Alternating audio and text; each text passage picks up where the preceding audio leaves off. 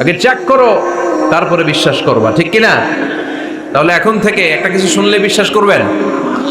একজন এসে বলল, ভাইজান আপনার মেয়েরে দেখলাম আরেক ছেলের সাথে বাজারে ঘোরাফেরা করে, ওই রমনার বটমূলে দেখলাম আপনার মেয়ে আরেক ছেলেরে নিয়ে ফষ্টি নষ্টি করে, লোকের কথা বিশ্বাস করে বাসায় যে মেয়ের চুলের মধ্যে ধরে মাইর, আইজো মার কাইলো মাইর। এরকম হইতে পারে না? হয়তো ওই লোক আপনার মেয়ের মতো দেখতে আরেক মেয়েকে দেখছিল। এরকম হয় কিনা সমাজে? একজন এসে বললো, ভাই আপনি এখানে ভাবিরে তো দেখলাম ওই জায়গায় আরেক লোকের সাথে ঘোরাফেরা করতেছে, খবর রাখেন না বাসা?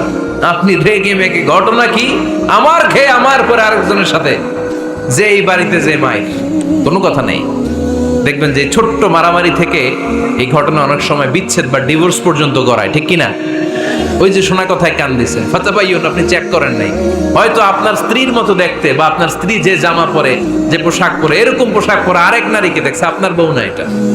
আপনার মেয়ের ব্যাপারে যে তথ্য দিয়েছে এটা সঠিক নয়, সে আপনার মেয়ের মতো আরেকটা মেয়েকে দেখেছে, এসে আপনার কাছে বলে দিছে, আপনিও বিশ্বাস করছেন। ভেজাল আছে না নাই? এই ভেজালগুলোকে থামানোর জন্য কোরআনে এই বিধানগুলো নাজিল করেছে কে? তাহলে ফরিদপুরের ভাইয়েরা, সমাজটাকে সুন্দর রাখার তথ্য একটা শুনলেই বিশ্বাস করবেন না। সিলে কান নিয়ে গেছে শুনলেই সিলের পিছনে দৌড়, নাকি? কি করবেন? আগে কানে হাত দিয়ে একটু দেখবো কান দুইটা আছে না নাই, তারপরে চিলের পেছনে দৌড়ান। তাহলে এখন থেকে আমরা তথ্য একটা শুনলেই বিশ্বাস করব। তাহলে কি করবেন? বলতে হবে কি করবেন? যাচাই বাছাই, জাস্টিফিকেশন অফ দ্য নিউজ। কোন নিউজ জাস্টিফিকেশন ছাড়া আমরা প্রচার করব, বিশ্বাস করব, শেয়ার করব না। আল্লাহ বললেন, ইয়া আইয়ুহাল্লাযীনা আমানু লা ইয়াসখার কওমুম মিন কওম। ওহে আমার ঈমানদার বান্দারা, শোনো শোনো, খবরদার কখনো কোনো মুমিন বান্দারে ঠাট্টা করো না, অবজ্ঞা করো না, ঠাট্টা করো না। তার মনে কষ্ট হয় এমন কোনো কথা তারে বলো না। Never scoff of anybody. কাউকে নিয়ে ঠাট্টা করবেন না, তার দেহ নিয়ে, তার আকৃতি নিয়ে, তার বংশ নিয়ে। এক লোকের বাবা ছিল চোর, কিন্তু তার ছেলে অনেক ভালো। আপনি কি তারা বলতে পারবেন তুই চোরের ঘরের চোর? বলতে পারবেন? চুরি করছে বাবা, ওর কি দোষ? কথা বলেন। এগুলো কবিরা গুনাহ। আওয়াজ করে বলেন তো, কি গুনাহ? কবিরা গুনাহ। কারো আকৃতি নিয়ে, আমার ফরিদপুরের কলিজার টুকরা যুবক ভাইরা, কারো আকৃতি নিয়ে কখনো অবজ্ঞা করবে না, তুচ্ছ জ্ঞান করবে না। এটা কবিরা গুনাহ, এটা আল্লাহ খুব অপছন্দ করেন। এর কারণ আকৃতিটা আমাদের হাতে নাই। আমাদের কারো নাক লম্বা, কারো খাটো, আমরা কেউ কালো, কেউ সাদা, আমরা কেউ স্মার্ট, কেউ অন্যরকম। তো এই যে আমাদের এক এক ধরনের আকৃতি, এটা কি আমি বানাইছি? আপনি বানাইছেন? দিছে কে? এই জন্য কারো দেহের গঠন নিয়ে যদি আপনি অবজ্ঞা করেন, এটা প্রক্ষান্তরে আপনি স্রষ্টাকে নিয়ে অবজ্ঞা করবেন। কারো দেহের আকৃতি নিয়ে যদি আপনি তুচ্ছ করেন, তাকে তুচ্ছ করেননি, আমার রবকে আপনি তুচ্ছ করেছেন। চিল্লায় বলেন ঠিক কিনা? খবরদার, তুই কালু, তুই লম্বু, তুই মোটু, তুই কানা, তুই রোহিঙ্গা, আছে না নাই? ইদানিং ইদানিং এটা খুব চলে। এই রোহিঙ্গা নামটা আছে না? ফরিদপুরে এগুলো ঢুকে নাই না? আমাদের ওইদিকে দেখি কি অবস্থা, কারোর সাথে কেউ লাগলে তুই রোহিঙ্গা। কি আশ্চর্য, এই গালি কবে আসলো? হ্যাঁ, অনেক ধরনের গালি। ঢাকায় আর একটা চলে ফইন্নির ভূত, কি বলে? এই এগুলো আগে শুনি নাই আমরা, রিসেন্ট এগুলো বলা শুরু করছে। ফইন্নির ভূত, রোহিঙ্গা না, এগুলো বলে আপনি কাউকে অবজ্ঞা করতে পারবেন? পারবেন না। খবরদার, এটা কবিরা গুনাহ, এটা ছোট গুনাহ মনে করবেন না। কারণ আকৃতি নিয়ে তুচ্ছ করা যায় না, কারণ আকৃতি দান করেছে কে? হুয়াল্লাযী ইউসাউইরুকুম ফিল আরহামি কাইফা ইয়াশা লা ইলাহা ইল্লা হুয়াল আজিজুল হাকীম। তিনি এমন সত্তা যিনি তোমাদের চেহারার অবয়ব দিয়েছেন, তোমাদের আকৃতি দান করেছেন তখন যখন তোমরা মায়ের পেটের ভেতরে ছোট্ট জোকের মতো ছিলা। মায়ের পেটের ভেতরে আমরা যখন সবাই এত ছোট্ট, তখনই আমাদের চেহারার আকৃতি দিয়েছে কে? কে সুন্দর হব, কে ছেলে হব, কে মেয়ে হব, কে মোটা হব, কে চিকন হব? আমার ইচ্ছা হয়েছি? আওয়াজ করে বলতে হবে, কার ইচ্ছায়? প্রত্যেককে যদি আল্লাহ প্রত্যেকের নিজের চেহারা ডিজাইন করতে দিতেন, আল্লাহ যদি বলতেন তোমার চেহারাটা কেমন হবে তুমি ডিজাইন করো, তাহলে আপনি আপনারা কেমন বানাতেন? হ্যাঁ বলেন, ফরিদপুরের ভাইরা বলেন, সুন্দর করে বানাতেন তাই না? সবচাইতে স্মার্ট, সবচেয়ে সুন্দর করে আমি আমার চেহারাটা বানাতাম যদি আমাকে ডিজাইন করার সুযোগ দেওয়া হতো। কিন্তু এই সুযোগ তো আল্লাহ দেন নাই। ডিজাইন স্বয়ং করে দিয়েছেন কে?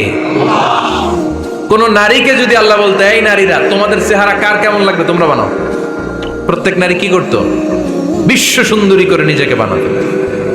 খুদ ধরার মতো কোনো জায়গা সে নিজের জন্য রাখতো না, ঠিক কিনা? কিন্তু এটা আল্লাহ দেন নাই। এই আকৃতিটা আমাদেরকে সরাসরি দান করেছেন কে? খবরদার, আমাদের অনেকে বিকলাঙ্গ, আমাদের অনেকের হাত ছোট, পা বড়, দেখতে মোটা, কেউ চিকন কেউ কালো। খবরদার, কারো আকৃতি নিয়ে কখনো কোনো অবজ্ঞার সুরে, ঠাট্টার সুরে কোনো কথা আমরা বলবো না। রাজি আছেন? সবাই রাজি আছেন? আল্লাহ রাসূল সাল্লাল্লাহু আলাইহি ওয়াসাল্লামের এক সাহাবী ছিল নাম ইবনে মাসউদ রাদিয়াল্লাহু তাআলা আনহু। ওনার পায়ের নলা ছিল খুব চিকন, অস্বাভাবিক চিকন, স্বাভাবিক না। তো উনিও এটা ঢেকে রাখতেন, দেখাতেন না কাউকে। একদিন উনি খেজুর পাড়ার জন্য খেজুর গাছে উঠলেন। খেজুর গাছে ওঠার পরে নিচ থেকে সাহাবারা পায়ের চিকন নলা দেখে ফেলছে। দেখে সবাই হাসি, সবাই হেসে কুটি কুটি। বিশ্বনবী বললেন, হেসো না, খবরদার, আমার ইবনে মাসুদের পায়ের চিকন নলা দেখে হেসো না। আমার ইবনে মাসুদের এই পায়ের চিকন নলা যদি মিজানের পাল্লায় উঠিয়ে দেয়া হয়, কিয়ামতের দিন উহুদ পাহাড়ের চেয়েও ভারী হয়ে যাবে। খবরদার, আমার ইবনে মাসুদকে আমার আল্লাহ অনেক পছন্দ করে, তার পা চিকন দেখে তাকে তুচ্ছ করো না। আল্লাহর হাবিব সাল্লাল্লাহু আলাইহি ইসলামের 11 জন স্ত্রীর মধ্য থেকে একজন স্ত্রী ছিলেন একজন স্থূল আকৃতির, অবিসিটি ছিল, একটু মোটা। ওনার নাম ছিল সাফিয়া রাদিয়াল্লাহু তাআলা আনহা। আম্মা জান আয়েশার সাথে একবার সাফিয়ার ঝগড়া। নবীদের বউদের মাঝে মাঝে মাঝে ঝগড়া হতো, তবে সেটা হতো মধুর ঝগড়া। সুবহানাল্লাহ পড়েন। আম্মা জান আয়েশা রাদিয়াল্লাহু তাআলা আনহার বাসায় একদিন বিশ্বনবী বসা ছিলেন। আরেকজন স্ত্রী, বিশ্বনবীর আরেকজন স্ত্রী রান্না করে কিছু খাবার আম্মা জান আয়েশার ঘরে পাঠিয়েছেন। এক দাসী দিয়ে বলল, যাও এটা আয়েশার ঘরে দিয়ে আসো, কারণ নবী আয়েশার ঘরে। আম্মা জান আয়েশা রাদিয়াল্লাহু তাআলা আনহা বললেন, এগুলো কি? ওই দাসী বলে, তরকারি। কে দিছে? অমুক স্ত্রী। কেন দিয়েছে? আমি কি রান্না করতে পারি না? তোমরা রান্না তোমরা খাও। এই কথা বলে পাতিল সহ উড়ায় মারছে চেহারা। এর কারণ ওনারা মানুষ ছিলেন, মানবীয় ব্যাপারগুলো ওনাদের মধ্যেও কাজ করত। আবার এক স্ত্রী ঝোল দিয়ে রান্না করে কিছু খাবার নিয়ে এসেছে। আম্মা জান আয়েশা রেগে মেগে ওই ঝোল নিয়ে ওই স্ত্রীর গালের মধ্যে মেখে দিয়েছেন। বিশ্বনবীর আরেক বউয়ের গালের মধ্যে ওই ঝোল লাগাই দিচ্ছে। এবার ওই স্ত্রী বিশ্বনবীর কাছে যেয়ে বলে, ইয়া রাসূলুল্লাহ, দেখেন আয়েশারে আপনি বেশি আদর করেন তো, দেখেন কি করে আমাদের সাথে। এই যে আমাদের গালের মধ্যে ঝোল মাখাই একেবারে মেকআপ বানাই দিচ্ছে। বিষ্ণু ইসা ইসলাম বললেন, তাই আয়েশাকে ডাকো। আম্মা জান আয়েশা রাদিয়াল্লাহু তাআলা আনহা আসলেন। আল্লাহ রাসূল সাল্লাল্লাহু আলাইহি ওয়াসাল্লাম বললেন, তুমি কি আমার এই স্ত্রীর সাথে এমন আচরণ করেছো? আম্মা জান আয়েশা বললেন, করেছি। কেন?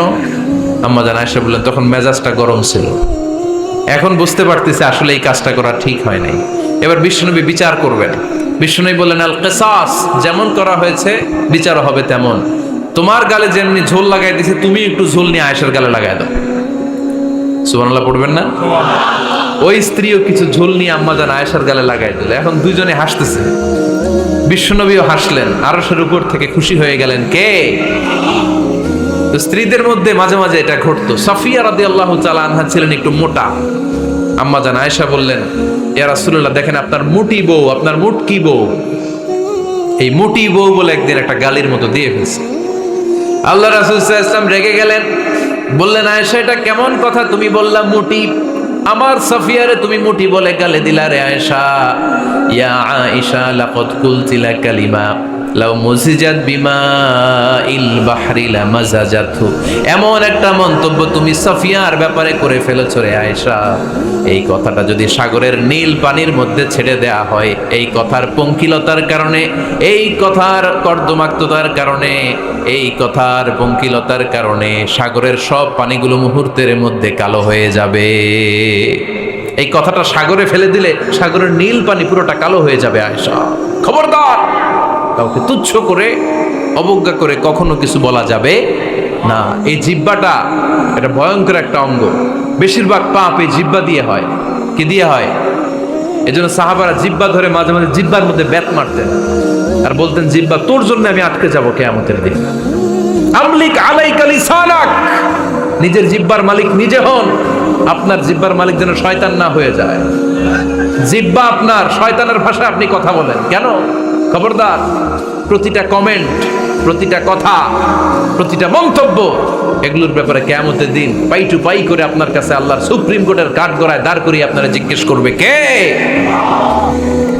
এজন্য বিশ্বনবী বলছেন, মাইয়াদমানলি মা বাইনা লিহিয়াইহি ওয়া মা বাইনা রিজলাইহি আদমান লাহুল জান্নাহ। আমার কোন উম্মত যদি দুইটা অঙ্গের গ্যারান্টি আমারে দেয়, আমি আমার উম্মতকে জান্নাতের গ্যারান্টি দেব। দুইটা অঙ্গের, একটা হলো জিহ্বা আর একটা লজ্জাস্থান।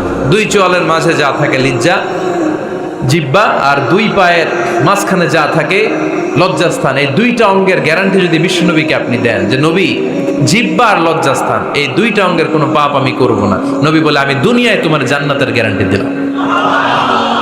এজন্য জিহ্বাটারে সামলান, যা মনে চায় বললেন। খবর আছে না নাই? খবর আছে। মা ইয়ালফিযু মিন কাউলিন ইল্লা লাদাইহি রাকীবুন আতীদ।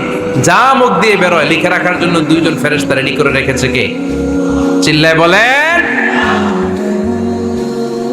যতদিন আমরা বেঁচে থাকবো ততদিন থাকবে আমাদের কাঁধে। আমরা মরে যাবো, এই ফেরেশতারা উড়াল দিবে, ঠিক কিনা? দুই কান্দে জি ছিল যে তোমার দুইজনা পাহারা, তোমারে একলা থইয়া পালাইছে তাহারা। তোমার আটকুঠুরি নয় দরজা বন্ধ এবার হলো রে হলো, মুখে আল্লাহ রসুল সবে বলো, ও মুখে আল্লাহ রসুল সবে বলো। দুয়ারে আইসাছে পালকি নাই হরি গাও তোলো রে তোলো, মুখে আল্লাহ রসুল সবে বলো, ঠিক না? এজন্য সাবধান।